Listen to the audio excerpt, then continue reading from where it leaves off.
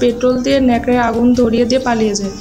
গত রাতে আনুমানিক 3:30টার দিকে দুর্বৃত্ত কর্তৃক অফিসের প্রধান দরজার সামনে পেট্রোল দিয়ে ন্যাকড়ায় আগুন ধরিয়ে দিয়ে পালিয়ে যায়।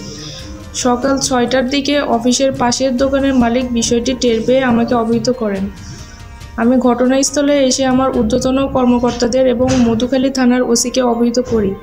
তারা ঘটনাস্থল পরিদর্শন করেন এবং এই ব্যাপারে মধুখালী থানায় একটি সাধারণ ডায়েরি করা হয়েছে। টানা তৃতীয়বার অর্জন করেছে দেশের সেরা সুপার ব্র্যান্ড স্বীকৃতি বসুন্ধরা টিস্যু।